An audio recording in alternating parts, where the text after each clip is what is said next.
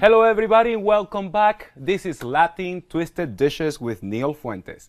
And I have today for you a magnificent tip. We're gonna make wings, one of my favorite appetizers in the whole world. Why? Because I grew up with wings, but I decided to make it my own style, Latino style.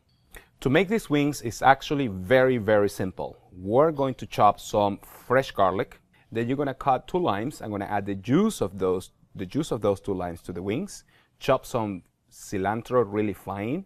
Add it to the wings as well, and finish it with a little bit of olive oil. Then put it in a sheet pan and goes into a 400-degree oven for about 25 to 30 minutes.